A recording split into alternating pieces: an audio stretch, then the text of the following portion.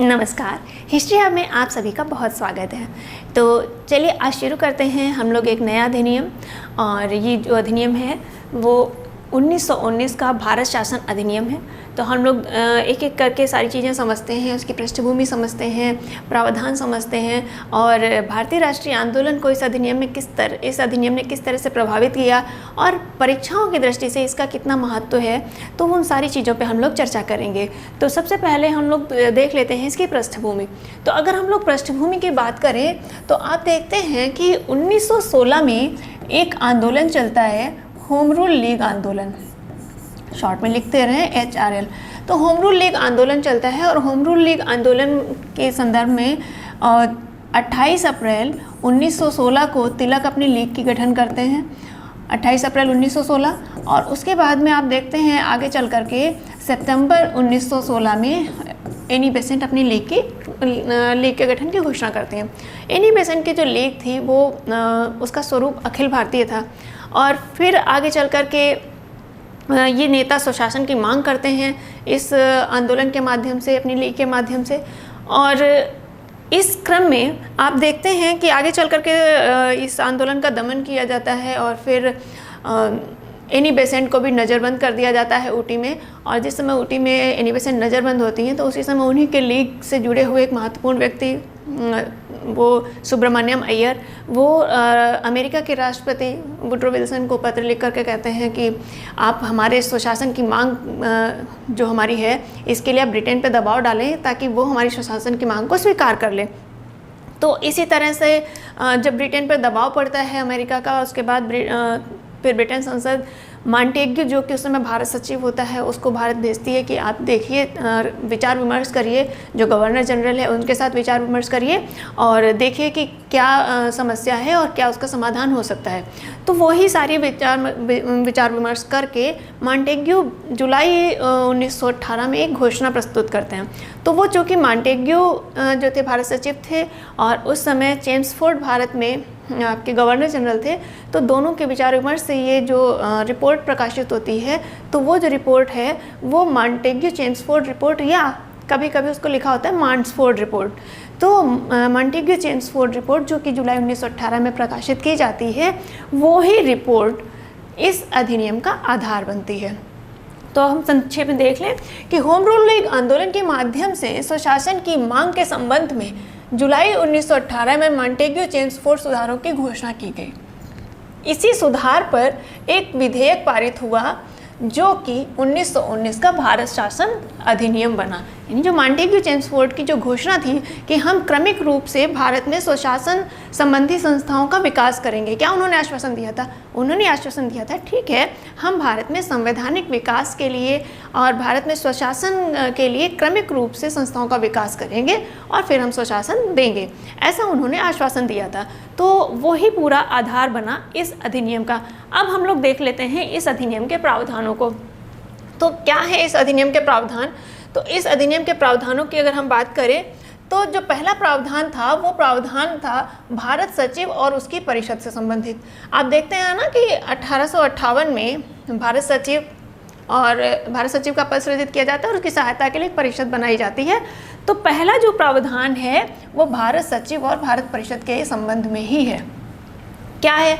आप देखते हैं कि जब भारत सचिव और भारत परिषद का जब गठन होता है तो इनका जो वेतन या जो भी इनके खर्च होते हैं, मतलब पूरी परिषद का जो भी खर्च है वो सारा खर्च कहाँ से जाता है? वो सारा खर्च दिया जाता है भारतीय राजस्व से। इस अधिनियम में पहली बार ये प्रावधान किया गया कि अब ये जो भारत परिषद का खर्च है वो कहाँ से होगा? इंग्लैंड के राजस्व से, ना कि भारत से। तो इंग्लैंड के राजस्व से अब ये खर्च दिया जाएगा। तो अगर देखा जाए तो राजस्व के संदर्भ में ये महत्वपूर्ण प्रावधान था कि अब भारतीय राजस्व से भारत परिषद का खर्च नहीं दिया जाएगा, बल्कि भारत परिषद का खर्च कैसे दिया जाएगा? इंग्लैंड के राजस्व से। दूसरी चीज़ क्या की गई इसमें कि जो भारत परिषद के सदस्य आपने देखा था 15 थे, तो वहाँ उनकी सदस्य संख्या अब घटा दी गई। क्या कर दिया गया कि न्यूनतम आपके 8 और अधिकतम 12 सदस्य हो सकते हैं। तो अगर हम ये देखें कि जो 15 सदस्य थे, अब किसी भी कार्य को करने के लिए 15 सदस्य थे, 15 सबॉर्डिनेट्स थे, अब उनमें उनके सबके मिल के काम करने से वो काम पूरा हो रहा था। अब अगर उनकी संख्या कम हो गई तो कहीं ना कहीं जो वर्कलोड है वो बढ़ जाएगा, क्योंकि वो जितना काम तो कम नहीं हुआ, जो काम है काम उतना ही है, पर उसको करने वाले हैंड्स कम हो गए तो इससे वर्कलोड बढ़ जाएगा। तो चूँकि अब वर्कलोड बढ़ जाएगा, इस उद्देश्य से एक और पद सृजित किया गया, और वो पद क्या सृजित किया गया? हाई कमिश्नर का, या जिसे हम कह सकते हैं उच्चायुक्त। तो भारत परिषद के जो सदस्य थे, सदस्यों की संख्या में कमी कर दी गई। कितनी? न्यूनतम 8 और अधिकतम 12 से ज़्यादा सदस्य नहीं हो सकते हैं। साथ ही साथ भारत सचिव की सहायता के लिए एक हाई कमिश्नर की नियुक्ति की गई। तो ये जो प्रावधान है, जो पहला प्रावधान, ये भारत सचिव और उसकी परिषद के संदर्भ में है। और क्या इसमें महत्वपूर्ण है कि अब जो राजस्व, इंग्लैंड के राजस्व से ही भारत परिषद का सारा खर्चा निकाला जाएगा। साथ ही साथ सदस्य संख्या में कमी कर दी गई, न्यूनतम 8 और अधिकतम 12, और जो एक भारत सचिव की सहायता के लिए एक नया पद सृजित किया गया। वो पद क्या है? हाई कमिश्नर का। तो यहाँ पर ये वाला प्रावधान आपका पूरा हो गया। अगला प्रावधान देखते हैं कि इस अधिनियम में अगला प्रावधान क्या था। तो अगला जो प्रावधान है वो है केंद्र के संबंध में। किसके संदर्भ में है? केंद्र के। तो अब पहली बार इस अधिनियम के द्वारा केंद्र में द्विसदनात्मक व्यवस्था लागू की गई। द्विसदनात्मक मतलब आज देखते हैं ना, 2 सदन होते हैं, जैसे लोकसभा, राज्यसभा, 2 सदन है। तो उसी तरह से द्विसदनात्मक व्यवस्था भारत में कब लागू की गई? इस अधिनियम के द्वारा, यानी कि 1919 के अधिनियम के द्वारा। अब हम लोग थोड़ा सा समझ लेते हैं कि जो ये 2 सदन बने, तो आज हम लोग क्या कहते हैं सदनों को? एक लोकसभा, एक राज्यसभा, और अगर प्रांतों में बात करें तो विधानसभा और विधान परिषद। तो इसमें से एक तो आपको कहा गया जो विधानसभा, एक का नाम क्या दिया गया? विधानसभा, और दूसरा कहा गया राज परिषद। राज परिषद। अब जो विधानसभा है इसकी तुलना हम कर सकते हैं आज के समय में लोकसभा से, और राज्य परिषद की तुलना हम लोग कर सकते हैं आज के समय में राज्यसभा से।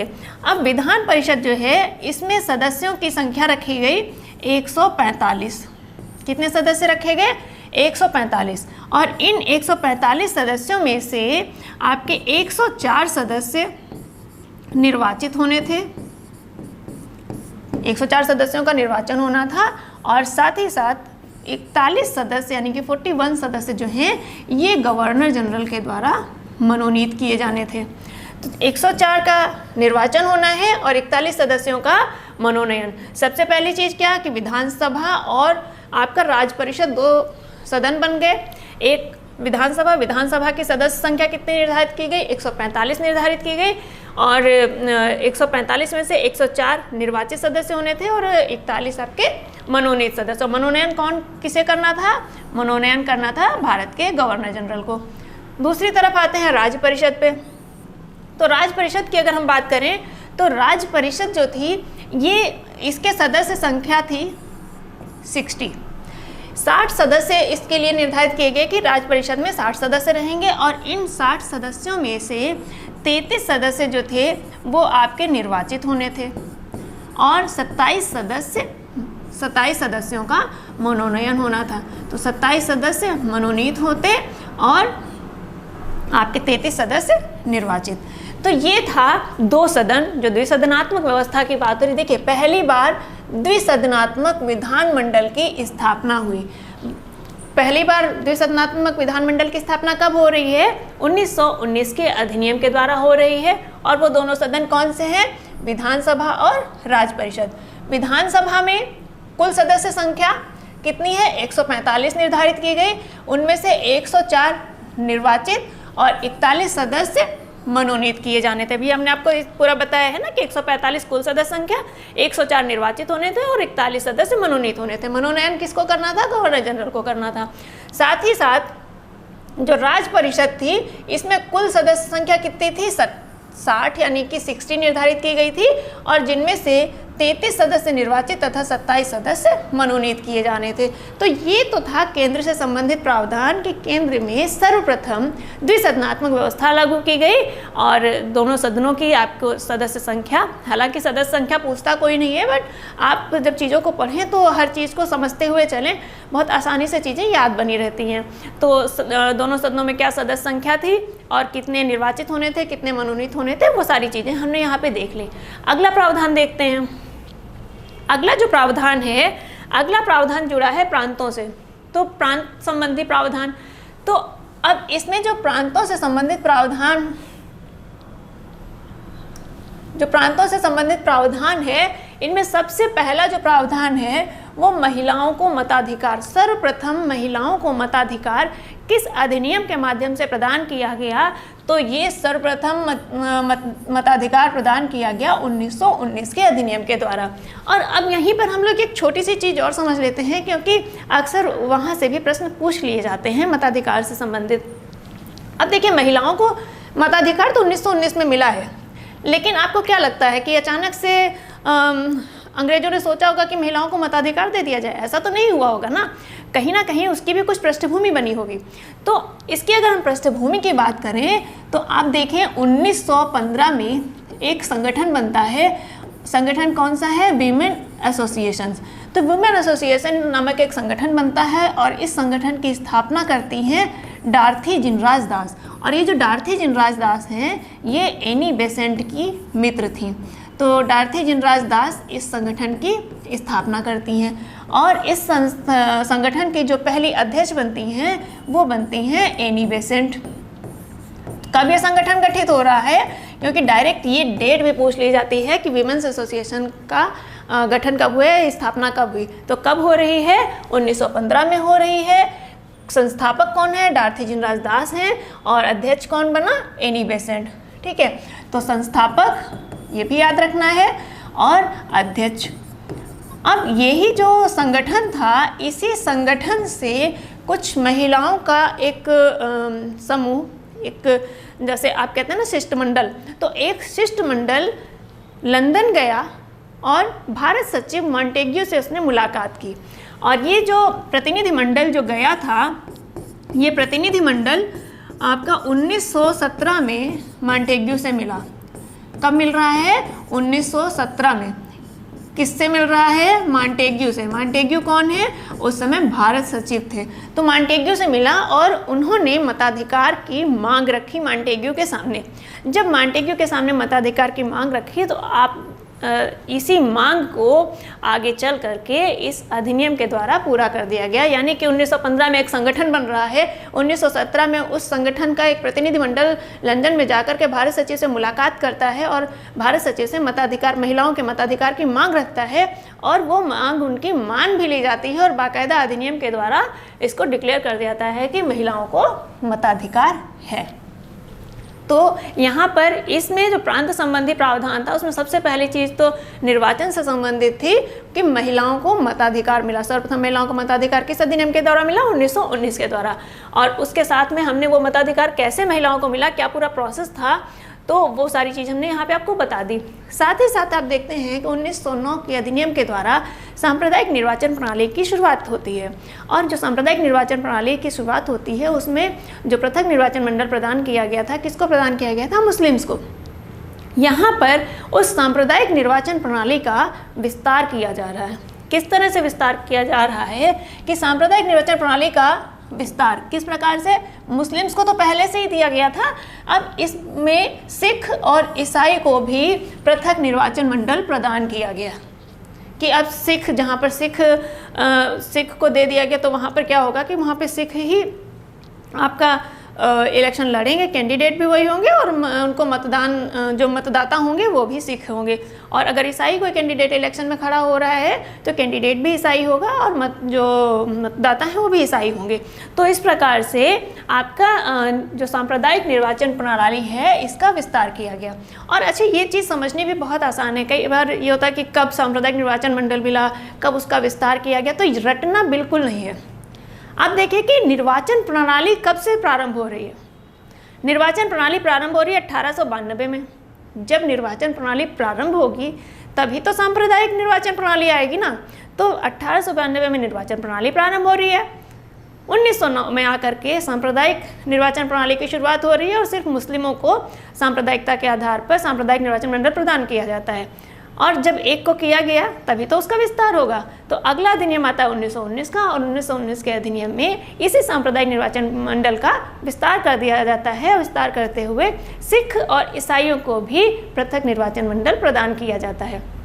तो ये हो गया। अगला जो प्रावधान है, इसी में वो है प्रांतों में द्वैध शासन। अब द्वैध शासन क्या होता है? तो प्रांतों में द्वैध शासन कैसे लागू किया? देखिए, जो कानून बन रहे हैं तो वो कानून कौन बना रहा है? कानून तो एक ही सेंटर से बन रहे हैं, केंद्रीय विधान परिषद कानून बना रही है। अब वो जो कानून बने, तो कानून बनने के बाद में वो हर प्रांत में लागू किए जा रहे हैं। तो जो प्रांतों में कानून लागू किए जा रहे हैं, तो कानूनों को लागू करने के आधार पर जो विभाजन किया गया वो ही द्वैध शासन कहलाया। तो इसमें क्या था? देखिए, जितने भी विषय थे, प्रांतों के जितने भी विषय थे, वो सारे विषय क्या किए गए? दो भागों में बांट दिए गए। एक हो गए आरक्षित या रिजर्व्ड, तो आरक्षित विषय हो गए, और दूसरे हो गए हस्तांतरित। अब आप बताइए कि अंग्रेज अपने पास कौन से विषय रखेंगे? अंग्रेज अपने पास कौन से विषय रखेंगे जो कि उनके लिए महत्वपूर्ण होंगे? वही तो विषय रखेंगे ना वो अपने पास। तो महत्वपूर्ण विषय की अगर हम बात करें तो महत्वपूर्ण कौन से होंगे? जैसे वित्त हो गया, पुलिस हो गई, सेना हो गया, ये सब महत्वपूर्ण विषय है ना। तो आरक्षित में ये सारी चीज़ें आ जाएंगी।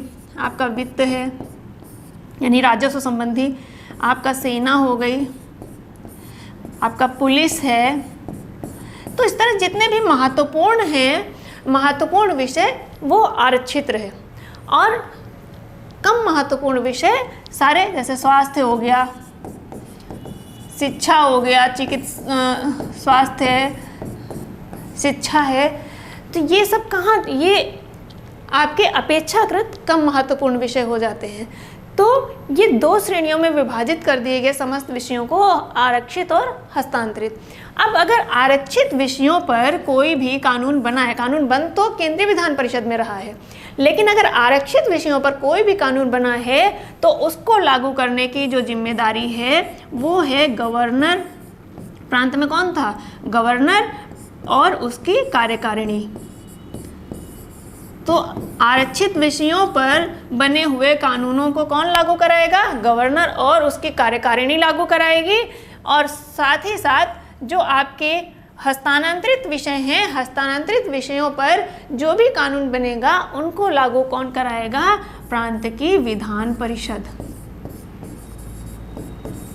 तो अब आप देख रहे हैं कि जो कानून बने, कानून एक ही संस्था से, एक ही सेंटर से बन के आए, लेकिन उनको लागू करने के लिए दो संस्थाएं यहाँ पर दिख रही हैं कि अगर वो आरक्षित विषयों से संबंधित हैं तो गवर्नर उसकी कार्यकारिणी लागू करेगी, साथ ही साथ अगर वो हस्तांतरित विषयों से संबंधित हैं तो उन कानूनों को लागू कराने की जिम्मेदारी प्रांत की विधान परिषद की होगी। तो यही था द्वैध शासन। पूछा जाता है कि प्रांतों में द्वैध शासन कब प्रारंभ हुआ या किस अधिनियम के द्वारा प्रारंभ हुआ? तो किस अधिनियम के द्वारा प्रारंभ हुआ? 1919 के अधिनियम के द्वारा प्रारंभ हुआ। या आपको नाम से दे देगा कि मॉन्टेग्यू चेम्सफोर्ड सुधार है, मार्ले मिंटो है, तो इस तरह से किस अधिनियम के द्वारा? जो आपका मॉन्टेग्यू चेम्सफोर्ड सुधारों के द्वारा ये आपका लागू हुआ। तो यहाँ पर हम लोगों ने क्या क्या चीज़ें देख ली, एक बार जल्दी से हम लोग रिकॉल करते हैं। तो जो पहला प्रावधान था वो पहला प्रावधान था आपका भारत सचिव और उसकी परिषद से संबंधित। अब जो खर्च है भारत परिषद का, वो खर्च भारत से ना होकर के बल्कि इंग्लैंड के राजस्व से होगा। भारत परिषद की जो सदस्य संख्या थी 15, उनमें कमी कर दी गई, उनको कमी करके 8 से 12 कर दिया गया कि न्यूनतम 8 और अधिकतम 12 हो सकते हैं। साथ ही साथ भारत सचिव की सहायता के लिए एक हाई कमिश्नर की नियुक्ति की गई, जो कि भारत सचिव का जो कार्यबोझ बढ़ गया उसको कम कर सके। उसके बाद केंद्र के संदर्भ में अगर हम आते हैं तो केंद्र में पहली बार द्विसदनात्मक व्यवस्था लागू की गई, और दोनों सदन कौन कौन से हैं? एक आपका विधानसभा और दूसरा आपका राज्य परिषद। विधानसभा आप ऐसा समझ लीजिए कि आज की लोकसभा और विधान परिषद राज्यसभा के समान।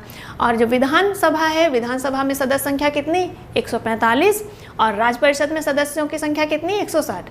145 में से आपके 104 निर्वाचित होने थे, 41 आपके मनोनीत होने थे। मनोनयन कौन करता है, गवर्नर जनरल।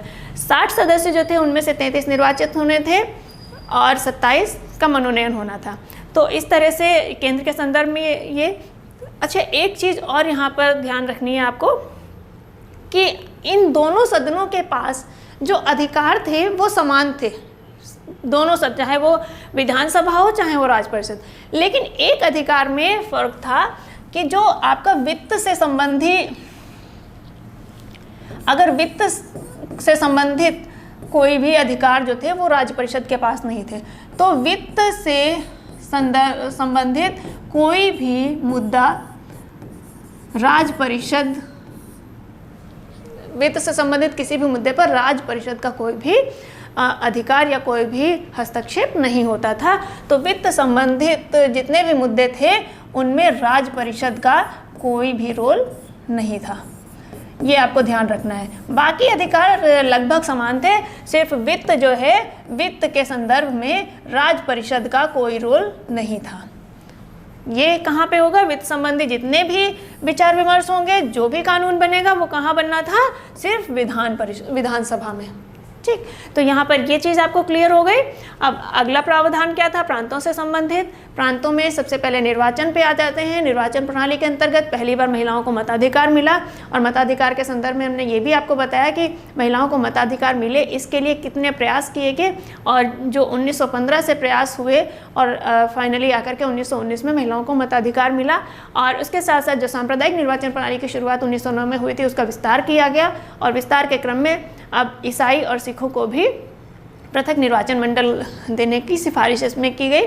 और अगला जो महत्वपूर्ण प्रावधान है वो है प्रांतों में द्वैध शासन लागू किया गया। और द्वैध शासन जो लागू किया गया ये कानून बनाने के संदर्भ में नहीं था, बल्कि जो कानून बनते थे, जो कानून केंद्र से बन के आते थे, उन कानूनों को लागू करने के संदर्भ में ये द्वैध शासन था कि दो हाथों से इन कानूनों को, दो संस्थाओं के माध्यम से कानूनों को लागू किया जाता था।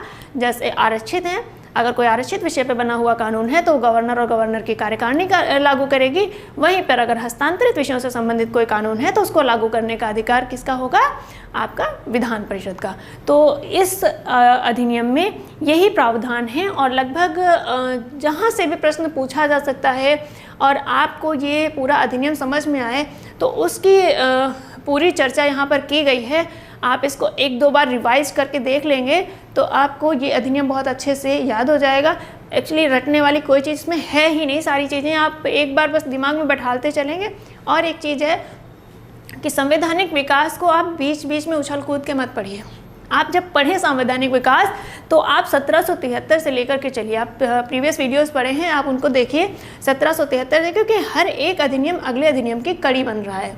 तो आप उनका कनेक्टिंग लिंक को लेकर के चलेंगे तो बहुत आसानी से समझ में आ जाएगा। और अगर आप सोचें कि हम 1773 नहीं पढ़ा या 1784 नहीं पढ़ा और हम सीधा आकर के 1861 का पढ़ लें, या 1892 का नहीं पढ़ा सीधा 1909 पढ़ लें, तो अगर 1892 नहीं पढ़ा, आपको निर्वाचन प्रणाली नहीं पता है, तो सांप्रदायिक निर्वाचन प्रणाली जब आप पढ़ेंगे तो आपको समस्या आएगी। इसलिए एक क्रमानुसार पढ़िए, 1773 से शुरू करिए 1935 तक आप एक क्रमानुसार पढ़ेंगे तो ये कुछ भी रटना नहीं पड़ेगा और हमेशा के लिए ये चीज़ें याद हो जाएंगी।